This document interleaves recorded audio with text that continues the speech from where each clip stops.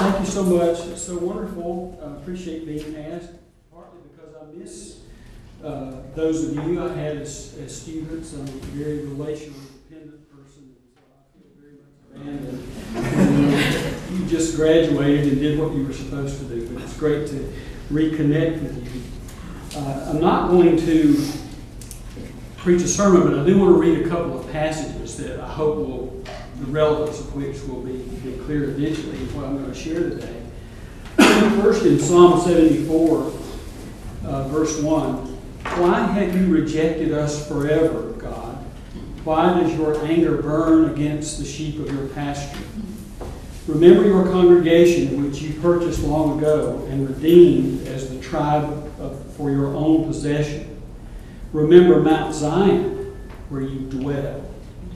Make your way to the everlasting ruins, to all that the enemy has destroyed in the sanctuary. Your adversaries roared in the meeting place where you met with us. They set up their emblems as signs.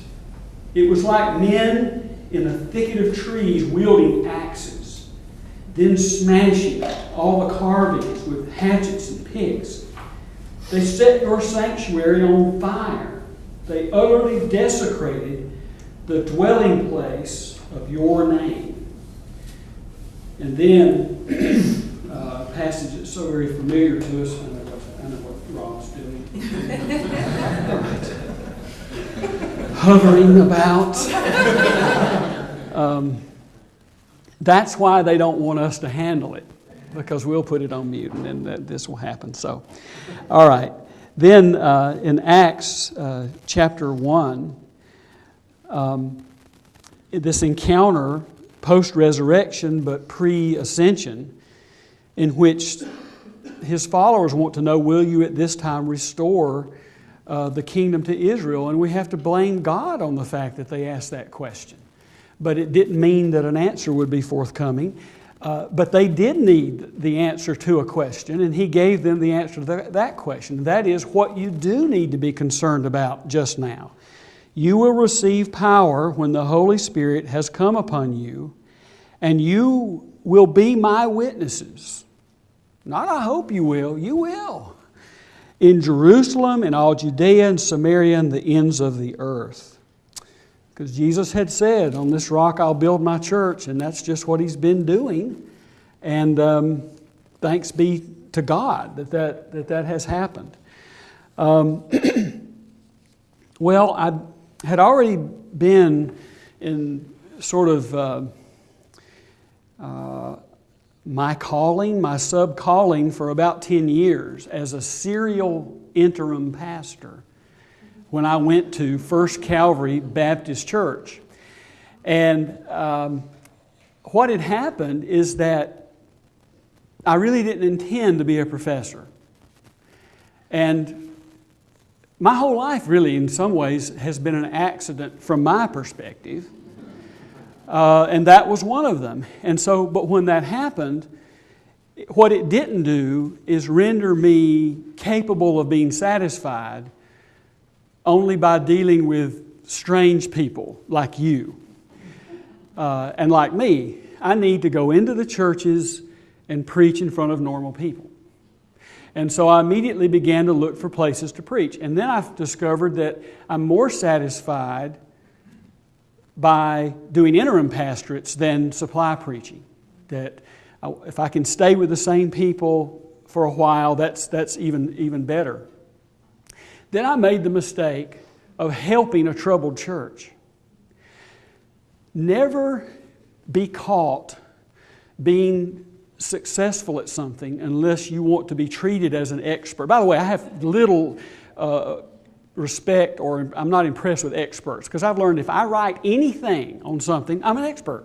And so now experts, they're just people like me who open their mouth about something. I helped a troubled church. And then guess what? I became an expert on helping troubled churches. I became a fixer. And so, next thing you know, I'm happy to go out of one interim pastorate into another one because the last thing I want to do is go to my own church and have to do something horrible like going to Sunday school. And so that's really good. But I would go out of one into another. That was a good thing. But now I'm directed towards these troubled churches. I discovered something about myself there. On balance, I think I'm a more effective leader of a troubled church if my wife and children are not there. I didn't realize that. I'm bolder, more direct. I'll take things on. I didn't realize it, but I was thinking, I've been making a calculation that, the fallout to my wife. So I'm not suggesting that for other people. I'm just observing what happened in my life. So I was successful in helping a troubled church. Then I went to a troubled church, didn't help them. Then I go to the third troubled church. This is the one about which the book tells the story, right? And of course, there's a book because it was successful and measured by most indices we use. And by that time, I'm really there's tension between myself and God, which is normal. But basically, it was starting to affect me that I'm spending so much of my time in troubled situations. But I get into this church. It's a historic church in downtown Kansas City. It's a beautiful church. If they closed their doors as far as worship is concerned, it could become a wedding chapel. People want to be married there. These are not my kind of Baptists. My Baptists are like tents and every song is about a mansion and so forth. But these are like uptown Baptists, Smells and Bells Baptists. There aren't many of them, but they do exist. There's a beautiful worship space with stained glass and a balcony that turns into a gallery that comes around, seats 670 people. Great place to preach if anybody were there. But they'd been in decline for 25 years. And something happened to me there that I didn't mean for it to happen, but couldn't stop it. And that was that these pastorates that I go into, they're so different from each other, of course. Some interim pastorates, they need a caretaker. And then on the other extreme, they need to be shot. It's like taking a horse to the glue factory or something. It'll be best if you're not here. And then everything in between. And so diagnosing the situation is part of my responsibility. But when I got into this church, it'd been declined for 25 years. And the bottom line is, I found myself caring about it a lot, losing sleep. Some of you who sleep, you sleep well all the time and you point to the Psalms. He gives sleep to His righteous ones. Oh yeah, so don't strut too much. Sleepless nights like Paul, concern for the churches. Concern for the churches. As I began to look at this church, I became convinced of several things. Nothing good can happen in this church unless the hands of 4 lay people are somehow gotten off the levers of control there. They made it unleadable. And so if we can't coax them to do it, we might have to get ball peen hammers, but they've got to come off or nothing good could happen. I was convinced of that. Second, I was convinced nobody's going to get those hands off. I won't get those hands off. But this is the problem. I became convinced that God required of me to try. And once I accepted that, I became very happy. Now, I have a propensity to be happy, not because there's any basis for it. It's some personality type thing. But I immediately got very happy because I realized I know what God wants me to try to do. I know it's going to fail. He knows it's going to fail. But it's like the prophets. They have to say what they're going to say, even if it's known that the people are going to reject. That God has usefulness in that. And so I started trying the best I could. And I planned a lot. And some of those plans came true. They worked out the way I planned it. Others of those plans fell through. Nothing good happened. There were surprises. There were reversals. There were plots to destroy me. The plot to destroy me was a major piece of the success. If the plot to destroy me had never happened, then the good things that ended up happening at First Calvary Baptist Church would have never happened. And I couldn't plan that, and that was exposed, and then there were people in the church, especially an array of men, who said, we've got to support him on this. And they started meeting without my knowledge and saying, we've got to support him. This is wrong, what has happened. At some point, I came to the conviction that if this congregation sought a pastor the way Baptist churches normally do, the chances that they'll find a person fit for this congregation in this place at this time are very minuscule, very low. And I decided that the best case scenario for the congregation would be to either merge with another church that had a heart for the city and would partner with them. I would be off the scene. I would not be the person to lead it forward. But I was convinced that none of us there together would likely find the right thing. Why was I so convinced of that? Well, a lot of reasons, but not least because it's happening all the time. I mean, churches in decline. Even Southern Baptists have admitted that we're in decline. And one of the results of that is that the frequency of interim pastorates is going up, and the duration of the pastorates and the interim of the pastorates is going down. And so you've got all of this decline. And at some point you have to step back and say, we see what is happening. The right person was needed. Eventually this led to my leading my congregation to merge with a congregation in St. Louis. All right, Missouri is one of the fatter states. St. Louis, pastored by Darren Patrick, a former student of mine who was the pastor of the Journey Church in St. Louis. Why? He'd gone to school in Kansas City, wanted to plant a church in the city, ended up planting a church in the city in St. Louis in a situation that's very comparable to ours. We were compatible theologically, and they had demonstrated effectiveness in a cultural setting that very much matched where we were. And he's the vice president of Acts 29 Church Planting Networks, which has made it their business to gain competence in identifying gift mixes that fit and don't certain places. They've tried to be good at it, and so they're better at it than they would have been if they hadn't tried. Let them find our pastor. That happened.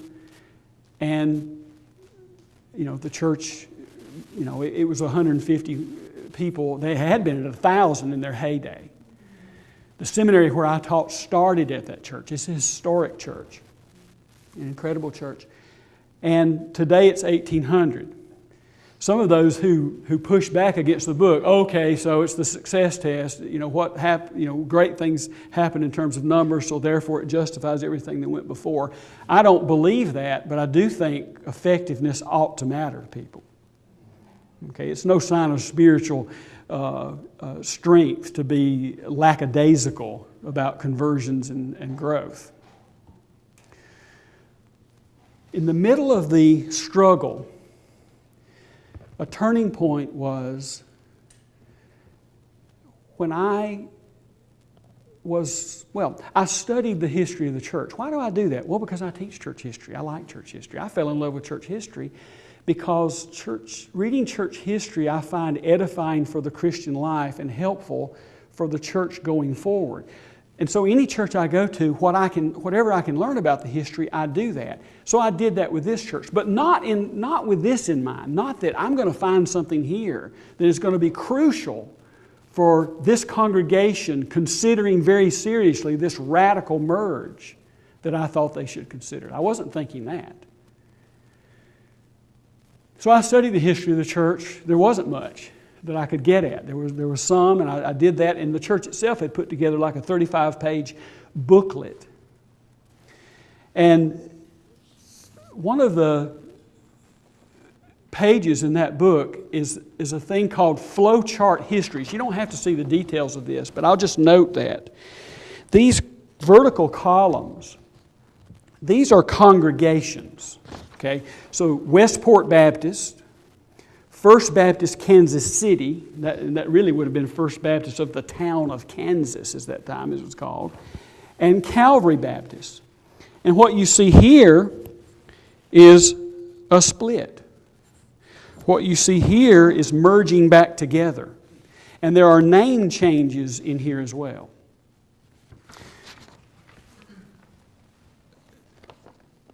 Not long after the contract for the book was signed and writing of the manuscript was pretty well underway, Darren and I both got an email from the publisher that said, we haven't really looked at the manuscript that closely, but we just want you to look at some of these blurbs that might work.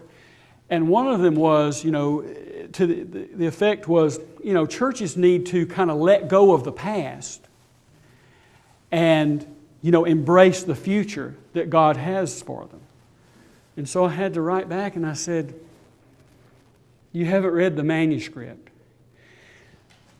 At one point in the story, I wasn't even thinking about the history of the church, and it just hit me. And I scrambled in my files and pulled out the history and looked at this page, and it hit me. What I'm asking them to consider, this credible merger with a church across the state, it's not so alien to their history.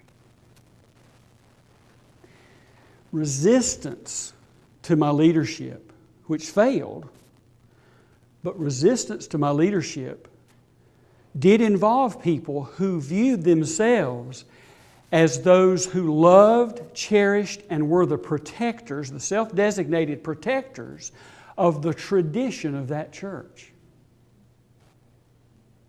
One of the lessons is this: what styles itself protection of the tradition and the history might not be.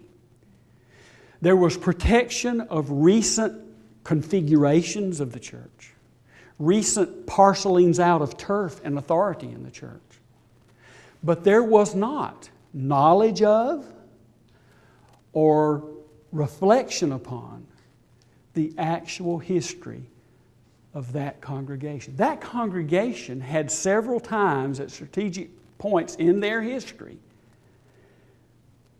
split apart for reasons that might or might not have been worthy of such a separation.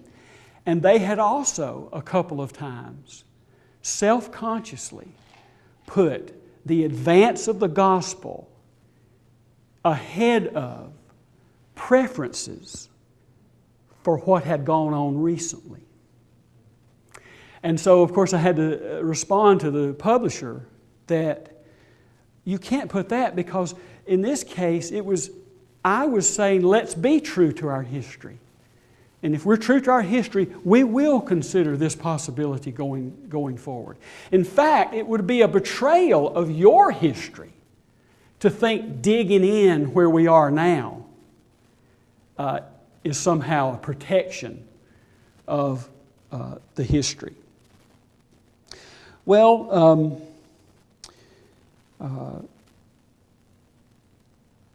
the book is a story of something that happened at a particular place in a particular time. But something's happening. There's a pastor in Chicago who endorsed my book. I'd never met him. I don't know who he is. His name's Mark Jobe. And they've restarted 15 churches in Chicagoland. Okay. And one of the times when I spoke related to Replant, I spoke to denominational church planting people who are responsible for helping and guiding and nurturing church planting within their respective traditions. And after I spoke, and we had a dinner, and after the dinner, he made a beeline to me. You've got to see this video if you hadn't seen it. And it was 10 minutes. Mark Jobe, I encourage you to watch it. And maybe the second or third line out of his mouth was, when we restart churches, we don't erase their histories. I'd like to put it this way. We can't. We don't erase history when we forget history.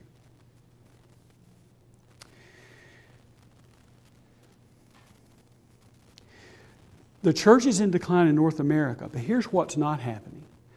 It's not like a switch has been thrown and the departure from the churches is just massive. There are real streams of vitality. The finger pointing and the scapegoating and the blaming that's happening in a lot of our churches is an ugly thing to see, but it also is an indication of a welcome refusal to lie down. It's pushing back. And there's all kind of convulsions going on with trying to what can we do? And a lot of things that happen out of that are things that, there's a huge wince factor. But a lot of this is driven for the right reasons, not the wrong reasons. Perhaps the brightest stream, the most hopeful stream is the stream of church planting, not what I'm talking about here. But it looks like there's another stream, not as big, won't be as important, but is becoming more important. And it is the stream of merger and replant. And that's a word, the definition of which is it's being made now as people do it, like Mark Job. Now, is this a good thing? Should it be done? Well, some of the discussion about these church mergers that are taking place is reducible to what we might call economics or mere stewardship or math. And let me just say, in other words, here's a resource. This building in this place at this time and whatever people from that congregation might stay there. And let me say this, that shouldn't be gainsaid. That is better stewardship than that building and that place being surrendered to become a bar or a wedding chapel. So that shouldn't be gainsaid. But there's more. There's a biblical and theological rationale and justification for the right kind of mergers. And it's because of God's relationship to history, to space, to things, that mergers allow for an observance of that, a new enjoyment of that, celebration of that not mergers don't allow. One way to read the Bible is to read it as a series of hurlings of accusation between God and His people. They both accuse the other of forgetting all the time. Remember. You don't remember. And because you don't remember, God says, you forsake, you abandon, and you forsake, and you might even fall into idolatry. And God's people come back and they say, you forget. You forget your covenant. You put your name upon us. Stand up for your name. They're desecrating your temple. They're coming in, it's like people with pickaxes, burning it to the ground. And I love it when the psalmists, they put it on God. It's your name at stake. I think God loves that. He loves it when we recognize that what's at stake here in us is that you put your name on us.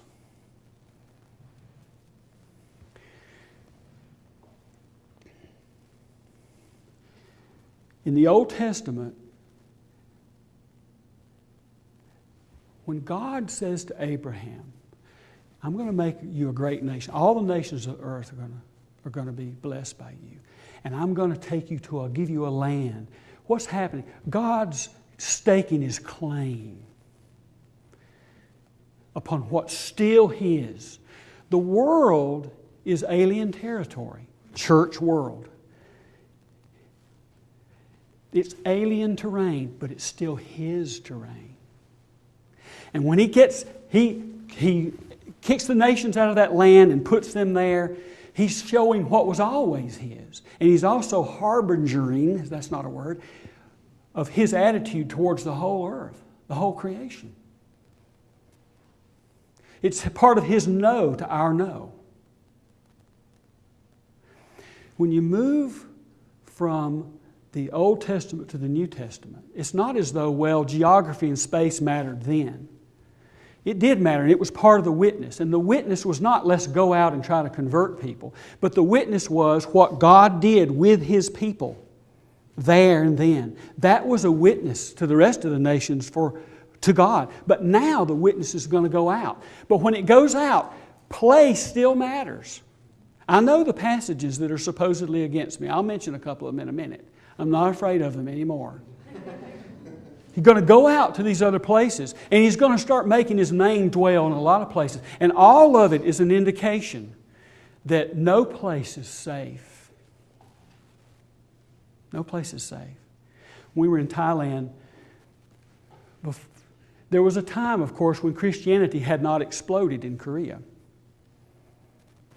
And during those times, at the schools that were paid for by the missionaries in Bangkok, the teachers who were all Buddhists would say, well, you know, Christianity is a farang religion. Farang is a pinkish white fruit. If you cut it open, it's pinkish white. So all foreigners who are Caucasian are farangs to the Thai. That's a farang religion. Buddhism is for Kon Asia, Asian people. Okay? Christian is for the farang.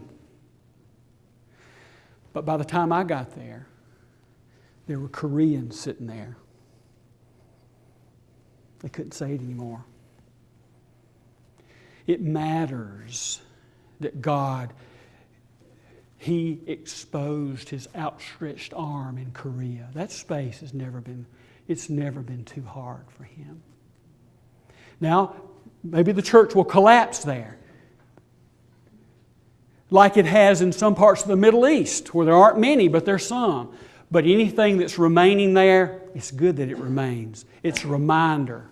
That land has never been off limits to Him. Now,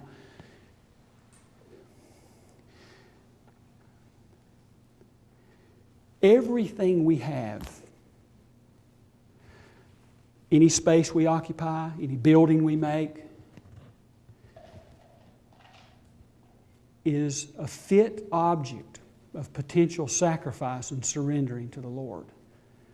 You can't hold anything back from Him, even your life. But that doesn't mean I should kill you now.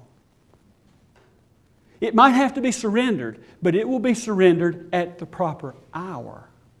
His hour had not yet come. It's right when we keep keepsakes. What God uses in this world, carving out space to make His name dwell, when we build things that are set apart for Him, and when we yield ourselves to Him,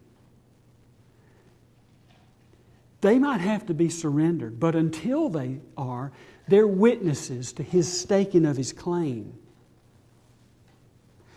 And in the God of the Old Testament, He holds us responsible for what He's done.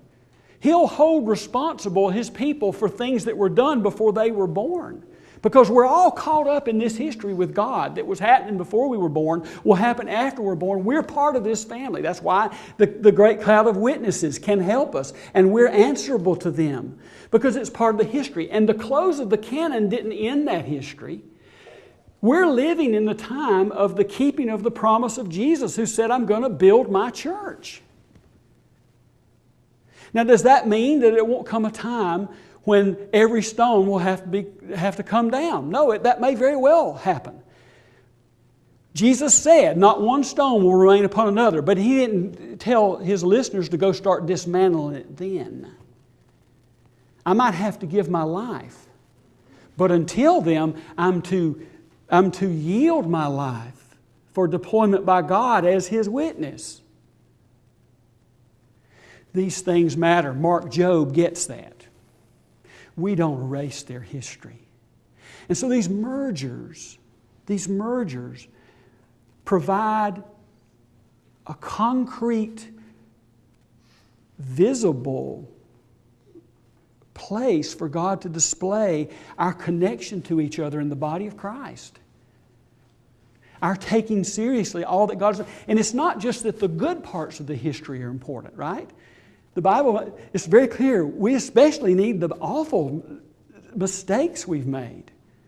They stand as warnings to us. We're all part of this history. Mergers can provide that place. Now, they don't always do it. I saw one review of the book, and it said, read this book and learn how a church voted to give away their building. Boy, it's the opposite, of course, what I'm talking about. First of all, we never did that. We never did vote to give away our building. We agonized over whether, as a people of God in this place, some people might do that, right? And I think that's good. Stewardship, math, economics, deploy resources, that's fine. Don't gainsay it. But that's not what we did. We agonized. Here's the question we asked. Given where we are at this time in this place, what's the best investment of everything that's at our disposal for the advance of the kingdom? And I'll say just a couple more things in terms of, because I think these are transferable to churches that will never merge, which most won't.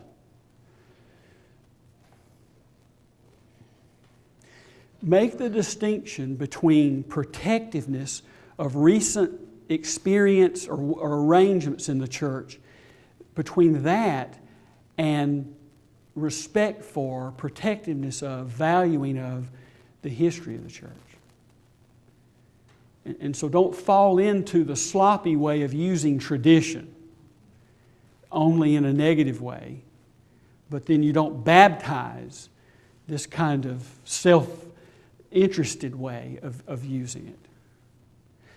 Second, do not take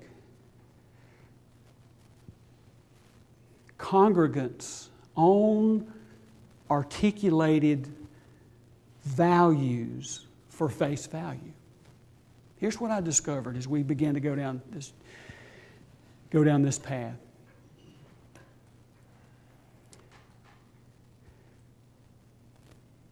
We don't always, sometimes we lose what's most important to us. And we begin to speak in ways and act in ways that suggest that something is most important to us that's really not. Partly why we read the Bible and pray and go to church. Partly what we want to happen is to be taken back to who we are in Jesus Christ.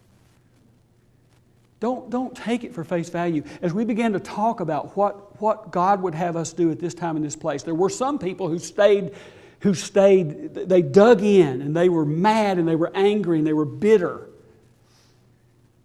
And they stayed that way. But other people who started resistant began to say, I really do care more about the things you're talking about.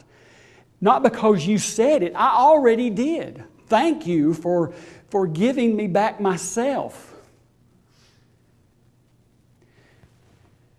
God's having fun. Some of the people that were most resistant, most angry, most bitter. And one of their problems was their children and grandchildren dropped out of church and wouldn't go. And these people, some of these that were so upset and bitter, they don't go to that church now, Redeemer Fellowship in Kent. They don't go there. But their children, their grandchildren do. God's having fun. Others bought in later.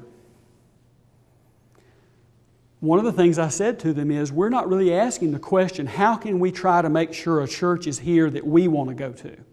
We who now live 25 miles away. What we want to ask is, how should we best invest what's at our disposal now for the advance of the kingdom of God here? Now, regardless if that means a church will emerge that I don't want to go to. And there are many of those too. They don't go there, but they're so glad they let go of some things that were good and were valuable and were important to them, but they weren't as important. They weren't worth preventing what has now happened. That's it.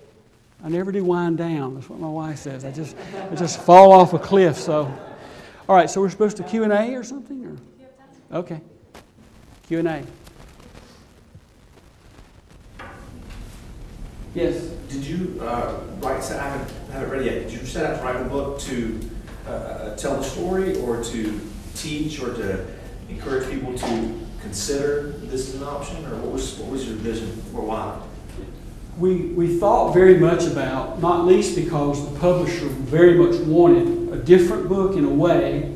They wanted a story, but they also wanted a book that would be, you put it in the hand of a person that kind of gives them a strategy or something like that. And both Darren and I had to say, well, we're just not qualified. Now, the Journey has now done I guess they've been successful at 4 of these things, and they failed at 2 of them.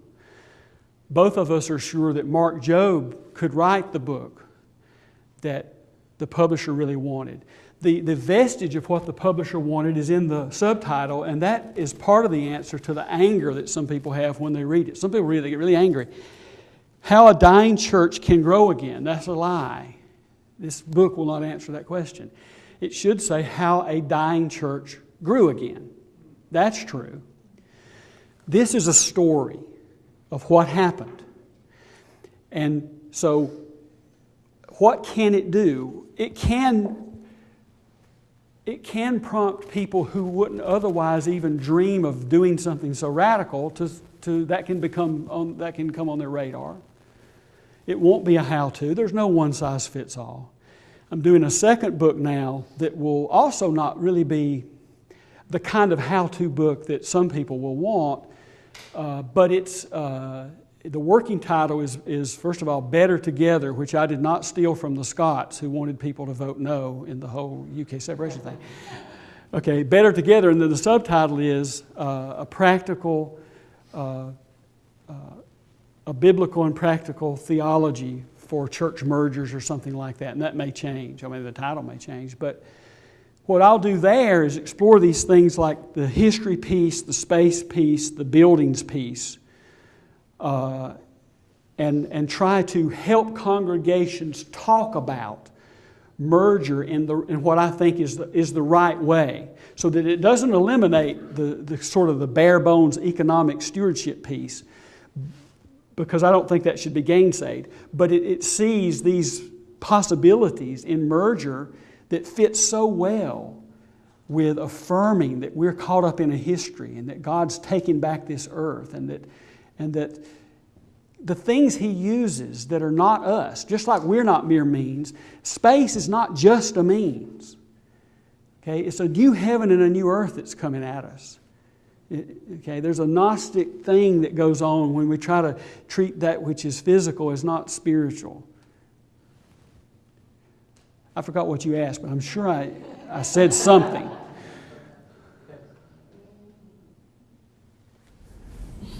All right. God bless you all.